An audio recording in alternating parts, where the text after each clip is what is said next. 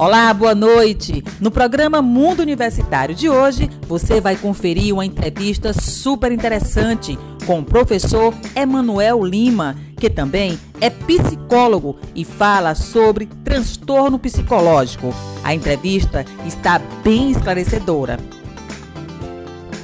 Pós-graduação, conversamos também com a professora Socorro Barreto, da Escola do Legislativo, que está ofertando várias especializações. Assista e veja se tem uma que lhe satisfaz e dê uma virada na sua carreira profissional. Tudo isso e muito mais agora no Mundo Universitário, aqui na TV Meu Norte.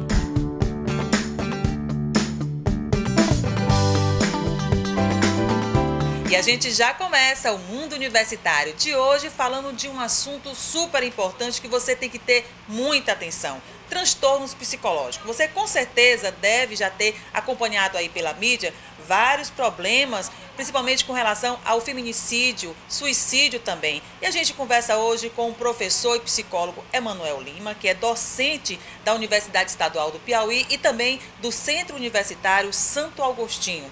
Ele vai falar desses assuntos que é importante para que você tenha uma ideia de como detectar isso na família ou na escola. Boa noite, professor. Seja bem-vindo ao Mundo Universitário. Boa noite. E também, ao meu lado, está a jornalista Amália Chaves, que é do quadro Saúde em Dia. Boa noite, Amália. Boa noite, Ana. Boa noite, professor Emanuel Lima. Boa noite a você que nos assiste pela Rede Meio Norte. Professor, já começando, o que é o transtorno psicológico? Olha, eu prefiro buscar discutir isso pela via do sofrimento psíquico, né? Quando a gente pensa sofrimento psíquico, quando a gente pensa crise psicológica, crise existencial, né?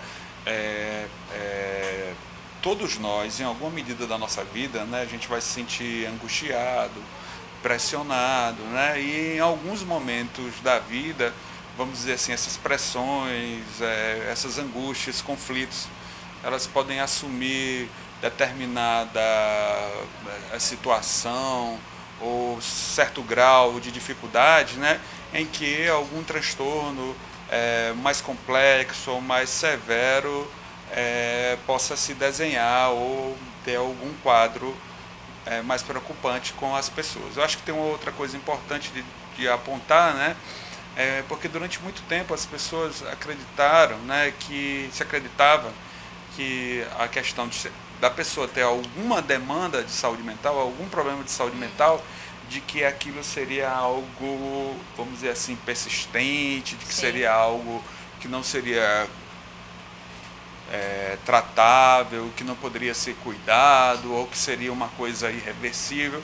Acho que na expressão que você utilizou, a própria palavra transtorno dá uma ideia de um momento, dá uma ideia de uma travessia, né? De uma travessia que as pessoas passam em algum momento da vida. Acho que todos nós estamos sujeitos, acho que sendo bem franco, né? É importante ser franco ao se tratar de temáticas tão importantes para a família e para a saúde, né? Todos nós, inclusive a gente vai tendo, vamos dizer assim, conflitos na vida e que o sofrimento psíquico ele se apresenta. E dependendo do entorno e do cuidado que seja lançado, esses conflitos, essas tristezas, vamos chamar assim, alguns quadros de ansiedade, eles acabam não ficando mais agudos porque se encontrou tecnologia, profissionais, apoio familiar, apoio comunitário para se enfrentar esses problemas e esses problemas não assumir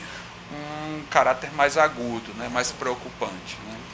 Agora, professor, são vários, digamos que, características que a pessoa pode apresentar e fazer com que a família, os amigos, dentro da própria escola, possa detectar que essa pessoa está passando por algum momento difícil.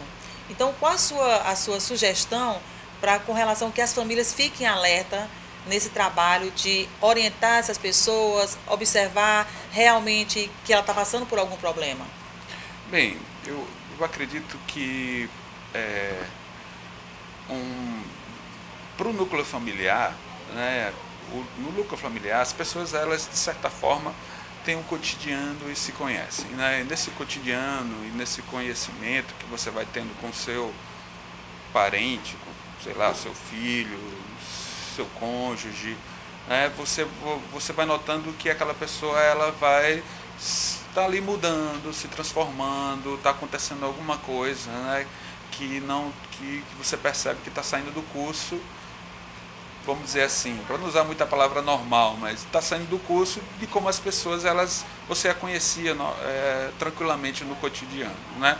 Então, geralmente alguns sinais que aparecem, vamos dizer assim, uma irritabilidade de uma hora para outra, ou então uma irritabilidade mais perene. Uma mudança de comportamento. É mais perene, mais constante, ou episódios de tristeza. Acho que é importante que a gente diga uma coisa, é que o núcleo como se a gente pode chamar de um núcleo, mas é importante que a gente entenda que tudo começa dentro de um conflito. E esse conflito, ele é interno, né? Quando eu digo interno, não quer dizer que não tenha relação, né? Ou por coisas que você sofreu, de violência psicológica, de pressionamentos de qualquer ordem, de como é a própria dinâmica da família, né? Então, tudo começa com um conflito que a pessoa passa, que fica com dúvidas, com angústia sobre o futuro, de como vai poder tocar a sua vida no cotidiano, né? Então, eu acho que tudo começa com um conflito que você percebe, se for uma criança ou um adolescente, né? Cabe, eu acho, que aí pensando na escola e familiares, as pessoas estarem abertas ao acolhimento e ao diálogo. Tudo que alguém não precisa, quando está em sofrimento psicológico, é de julgamento. De julgamento, né? Com certeza. É de julgamento, porque o julgamento afasta a pessoa e a pessoa não se sente à vontade para falar que está sofrendo, que está passando por episódios de tristeza, de conflito, de irritabilidade, de raiva, né? Então eu acho que é importante sempre o acolhimento e também ajuda profissional se a coisa ficar mais grave, tá? Então eu acho que talvez uma outra coisa importante a sinalizar nisso tudo é que nós temos, ao longo do tempo, que as pessoas começaram a construir em sociedade um estigma muito forte em relação à pessoa que tem um sofrimento mental, né? Basta a gente lembrar, né, do estigma que é dado para o louco, para a loucura, né? Então você tem um estigma muito grande. Isso faz com que as pessoas, quando estão com um sofrimento leve, vamos chamar assim, bem entre aspas, leve, como por exemplo uma tristeza ou uma pequena ansiedade, faz com que as pessoas elas não sinalizem, seja para amigos, seja para familiares, que dirá para profissional. Então, como você tem esse estigma muito forte, e as pessoas não sinalizam, acabam ficando em dúvida, porque vai ficar com medo de ser julgado, sinalizar, acaba o caso ficando mais agudo.